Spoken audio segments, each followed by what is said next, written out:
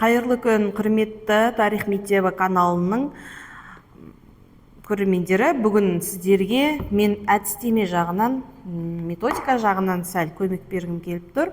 Өзімнің тәжірибемен бөліссем, сіздердің алдарыңызда 8-ші, 7-ші және 9-ші сыныптың кітаптары жатыр. Бұл оқулықтар Атамұра баспасынан жарық көрген. Бұл оқулықтардағы мәліметтердің кейбіреуі өте оңай болса, кейбіреулері бала түсінігіне сәл күрделеу келеді. Өйткені қазіргі оқушыларды шынайы мойындауымыз керек.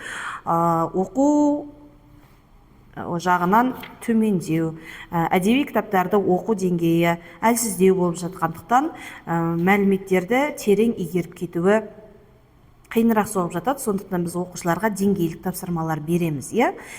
Енді қандай әдістемемен бөліскіңіз келсе десе, мен сіздерге мынандай жұмыс дәптерлерін ұсынғым келіп тұр.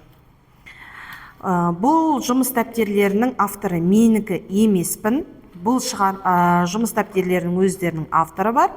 Герке Дюжикова Изверованың және 8-ші сыныптарға арналған Досқожанованың және 9-ші сыныптарға арналған Геркенің авторлық жұмыстары. Бұл дәптерлер маған қалай көмектеседі? Біріншіден, қысқа мерзімді жоспарды құрған кезде әдіс тәсілдерді ойлап табуға менің уақытым кетпейді. Өйткені бұл жұмыс дәптерлерінде өте қызықты әдістер мен жұмыстар берілген. Мысалы, 7-ші сыныптың жұмыс дәптерін ашып қарайтын болсаңыз, бірінші беттен бастап бағалаудың жолдары ұсынылған. Бірінші параграфтан бастап жұмыс дәптерлері ұсынылып, соңында мұғалімнің бағалауы қойылған. Енді назар аударып қарасаңыздар, әдіс тәсілдерде әртүрлі. Мысалы, бірінші тапсырманы берген Қазақстандағы казактардың қалыптасуы кестесін толтырады. Міне бірнеше 6 кезеңнен тұрады және оларды бөліп жазады. Анықтамалармен жұмыс берілген. Мысалы, бұл бір сабаққа жеткілікті жұмыс. Бұның алдында сіз тақырыпты түсіндіресіз және 2 тапсырмамен шегерілген. Келесі тапсырма, мысалы, сырымдатылу бастаған көтерілісте тарихи портретін құрастыру деген өте әдемі тапсырма, керемет нәтиже береді. Бұл біздің тарихты сабақта практикадан өтті және көтерілісті талдау алгоритмі берілген. Және соңына оқушы өзінің қорытынды ойын жазады. Келесі, 3-ші тапсырма оқиғаларды, фактілерді сәйкестендіре салады. Мына жылдардағы арнап, мына оқиғалардың кезеңіне қойып шығады. Бұл да оқушыларға өте тыңғылықты жұмыс. Дескриптері берілген, баға қоясыз. Бұл жерде оқушылардың деңгейлік кезеңдерінде анықтауға болады. Себебі А деңгейіндегі оқушылар бұның барлығын орындайды, В деңгейі 2, С деңгейіндегі бала бір тапсырманы өзіне ұнағанын ғана орындай алады. Келесі, мысалы қарасаңыздар, мына жердегі нақты реформаларды анықтайды. Көп сөйлемнің ішінен. Келесі, реформаларды қашан, кім, қайда, қалай деген сұрақтарға жауап беру арқылы талдау жүргізеді. Ең келесі тапсырма кластер берілген және тағы да бағалау. Көтерілістерді салыстыру, 2 тұлғаға мінездеме құрастыру және талдау алгоритмі тағы да, және оқиғалардың тізбегін толтыру, тағы да бағалау. Көрдіңіздер ме? Бір ғана 7-ші сыныптың қалыптастырушыға арналған тапсырмалары барлық әдісті қалыптастырған, және тапсырмалар әртүрлі болған сайын балалардың іші піспайды. Енді 8-ші сыныпқа келейік. Бұл жерде де тапсырмалар әртүрлі деңгейде берілген. Генерал-губернаторлықтарды анықтайды. 3 генерал-губернаторлықты, олардың құрамына кірген облыстарын және олардың уездерін жазады. Өте балаларға керекті тапсырма.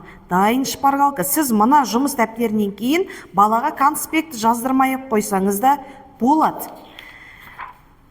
Міне, ең соңында, тапсырманың соңында бағасын қойып отырасыз. Яғни, әр оқушының қолында бұндай жұмыс дәптері бар. Біріншіден, сіз сабағыңызға дәптер басатпай қоясыз. Екіншіден, сізде үнемі бағалау жүріп отырады. Үшіншіден, баланы әртүрлі тапсырмалармен қызықтырасыз. Төртіншіден, өзіңізге жайлы, және әдіс тәсілдері әртүрлі. Осы бойынша сіз қымыжы құрып ала салсаңыз, ешкімге ұқсамайтын ерекше жұмысты ұсына аласыз. Және балаларыңыздың сабақта іші де піспайды. Картамен жұмыс, тест жұмыстары, сызбаны толтыру, кроссвордты шешу, себептерін анықтау, реформалардың кластерларын толтыру деген сияқты. Міне, әр сабақтың соңында тест жұмыстары берілген. Яғни, қазір енді 9 сыныпқа назар аударып жіберейік. Міне, 9 сыныпқа да берілген жұмысқа назар аударсаңыздар, себеп, салдар, қозғаушы күш барлық оқиғаны толық зерттейді, талдайды, тұлғалармен жұмыс жасайды. Тіпті бұл жерде сіз қосымша жұмыс беріп балаларды уақытын тиімді пайдалана аласыз. Міне, көріңіз бе, бұл жерде міндетті түрде тарихшы болмаса да кез келген пәннің мұғалімі тексере алады. Өте қызықты. Енді ең бастысы бұл үшеуінің сізге не үшін ұсынып тұрмын? Жас ерекшелігіне сай жұмыстар берілген. Міне, оның ең басты ұтымды тұсы осы. Мына оқулықпен жұмыс дәптерін қатар алып жүрсеңіз, ұтылмайсыз. Өйткені бұл жұмыс дәптерлерінің барлығы Атамұра оқулығының негізінде жазылған. Егерде сізге бұл мәлімет өте пайдалы болған болса, мен өте қуаныштымын.